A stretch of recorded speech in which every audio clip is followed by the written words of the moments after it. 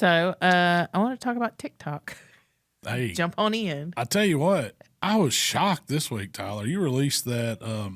We've released several here in the past few weeks have done pretty good. Bangers, man. Yeah, but the ones that the two that shocked me did extremely well. It was those simple meatballs.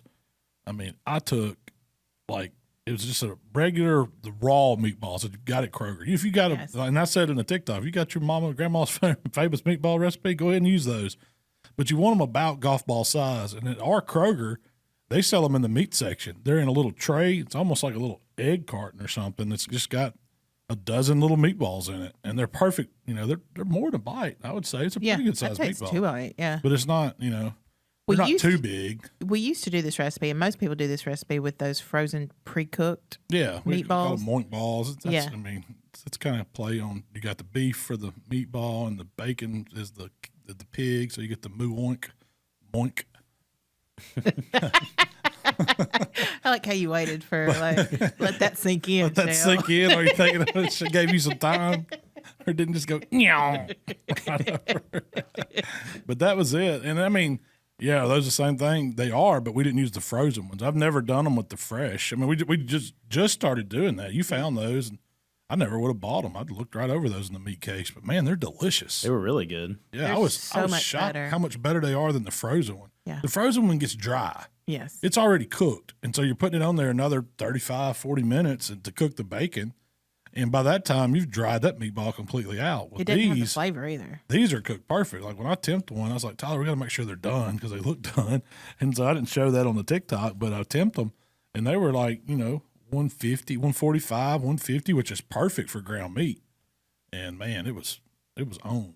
Dumped them in some no seasoning. That's what No added seasoning. No seasoning. It was. I took the Smithfield center cut thin sliced bacon, sliced that in half. So I will say, don't get the thick bacon. Yeah, thick bacon don't do as well. Yeah. It don't get done.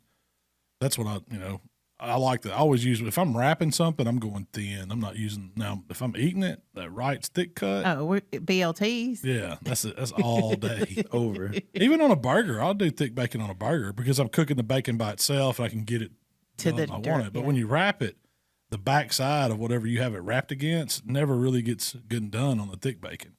And it's chewy, but the thin bacon, man, it browns up and it's really good. So I took half a strip of that bacon, wrapped it around that fresh meatball, secured it with a toothpick, set them on a rack. And you could have seasoned them, but those meatballs really didn't need any seasoning. Yeah. They were full of flavor. Let them go at 35 minutes, and then I took 50-50 sauce, like the barbecue sauce and vinegar sauce, just poured it in a little pot, dunked each meatball, put it back on the rack. Another 5-10 minutes when the sauce looked like it was set, they were done, and man. They were beautiful too. Like yeah. just the way they looked, the way they glazed up. So photogenic. Yeah. With those raw meatballs, do you think you could, took a piece of cheese and kind of poked it off in there and Yes. covered it back up? Yes.